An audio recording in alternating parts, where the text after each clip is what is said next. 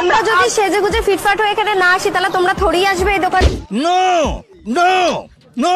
মাসদিয়ায় সর্বপ্রথম যদি বাসন্তী পোলাও আর মটন কষাপ আর তার সাথে মটন বিরিয়ানি যদি খেতে হয় তাহলে অবশ্যই চলে আসতে হবে দুইবনের বিরিয়ানির দোকানে। পুরো এক ঝড় তুলে দেবে আজকে সোশ্যাল মিডিয়ায়, পুরো সোশ্যাল মিডিয়ায় ঝড় তুলে। বন্ধুরা, welcome to my channel, welcome to my another video.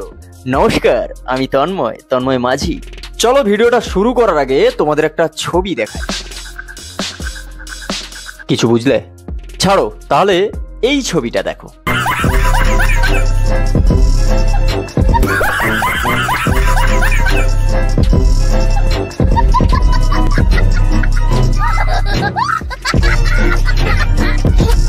দেখো ভাই, শিল্প নিয়ে কিছু বোঝো না, শিল্প নিয়ে কোনো কথা বলবে না, ঠিক আছে?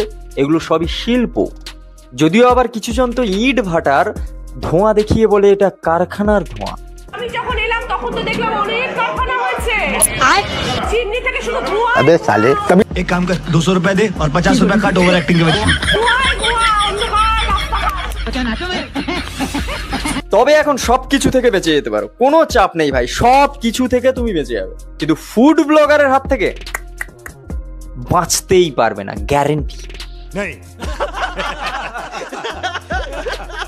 আমরা যদি সেজেগুজে ফিটফাট হয়ে এখানে না আসি তাহলে তোমরা থোড়ি আসবে এই দোকানে?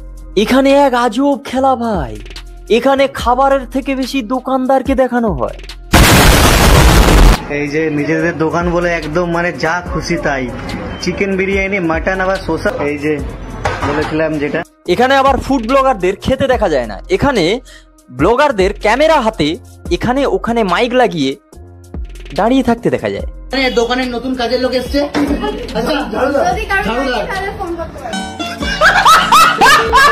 এখানে সিম্প্যাথি বিক্রি করা হয়। আবার ব্লগার্স পোস্ট করে দেখো, 12 বছরের 2 বাচ্চা মেয়ে 32 রকম মশলা দিয়ে 2 বোনের বিরিয়ানি বানাচ্ছে, 2 বাচ্চা। এখানে যাওয়া ফুড ব্লগারদের ব্যাপারটা ঠিক বুঝতেই পারে না। যেমন ধরো, তোরা নিজে যা, খা, দা, সুন্দর আয়, কেমন লেগেছে বল, তা না, যখন দোকানদার খেতে বসবে তখন ক্যামেরা হাতে নিয়ে গিয়ে জিজ্ঞেস করবে কি খাচ্ছ তুমি, কেমন লাগছে। তা নিজের দোকানের খাবার তার কেমন লাগে? মানে তুমি নিজের দোকানের বিরিয়ানি নিজেই খাচ্ছ, তাই তো? তো কেমন লাগছে? ভালো। ভালো? একটু তাকিয়ে বলো। ভালোই লাগবে, অবভিয়াসলি নিজে রান্না করেছে ভাই, ভালো লাগবেই। কিন্তু আবার জিজ্ঞেস করার কি আছে? আবার এখানে একটা টুইস্ট আছে। কি খাচ্ছ তুমি? আমি বিরিয়ানি। বিরিয়ানি খাচ্ছ? বিরিয়ানি খাচ্ছে, জিজ্ঞেস করছে তুমি কি খাচ্ছ। হাট! এটা সেই সাধ্য বাড়ির ব্লগার না? সেটাই ভাবছি, এতক্ষণ কেন আসেনি?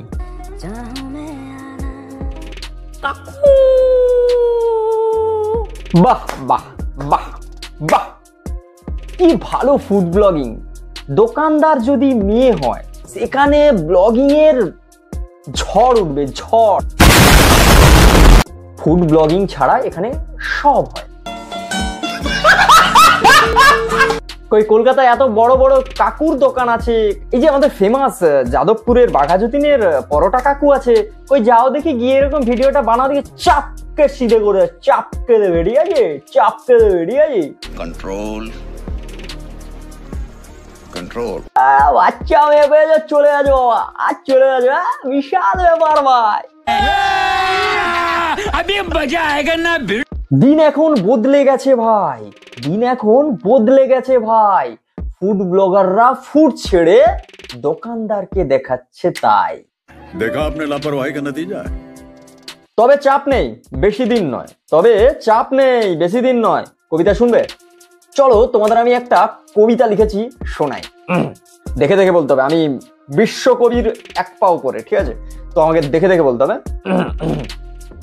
কত নন্দিনী এলো গেল, কত নন্দিনী এলো গেল, 2 বোনের রেশমি ভাজা আজও নাকি ভালো। বাজারে এখন নতুন কম্বো, ভালো করে শোনো, বাজারে এখন নতুন কম্বো, পোলাও মাংস কষা। দেখো আবার 2 দিন পরে 2 বোনকে বসে তাড়াতে না হয় মশা। এখন ভোটে অভিনেতারাই জেতে, এখন ভোটে অভিনেতারাই জেতে, আফসোস শুধু একটাই, ফুড ব্লগাররা এখন শুধু মেয়েদের পেছনেই ছোটে। আজকে মরলে কালকে ভুলে যায়।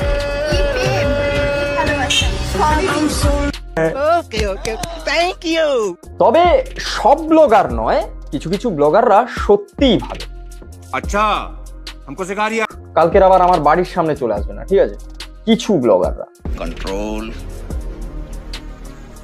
कंट्रोल এরকম অনেক ভালো ভালো ফুড ব্লগার আছে যারা হচ্ছে সত্যি খুব ভালো ফুড রিভিউ করে। তাদের জন্য তো হ্যাটস অফ ভাই, সত্যি তোমরা ভালো কাজ করছো। আর কিছু কিছু এরকম আছে এরকম। তবে চলো আজকের ভিডিও এই পর্যন্ত। যদি ভালো লাগে like comment share and subscribe my YouTube channel. আর পার্সোনালি কেউ কাউকে হেড দেবে না, কারণ এটা সবার কাজ, আর কাজের কাছে সবই সুবানাবে, ঠিক আছে? বাবা এই যে রাক্ষস, অন ক্যামেরা রাক্ষসকে দেখাতে পাচ্ছি। আচ্ছা লালিপাপ, তুমি কি খাচ্ছ? তুমি কি খাচ্ছ সোনা? আরে আরেক প্লেট নিয়েছি, প্রথমে বললাম 2 প্লেট খেতে পারবো না, কিন্তু যার টেস্ট সেটা বলছে নাকি বেশ। আমি আসছি এটা খেয়ে বলছি কেমন হয়েছে। আমি ওয়েস্ট বেঙ্গলের নাম্বার 1 ফুড ব্লগার, আসছি। যাই হোক, চলো বাই।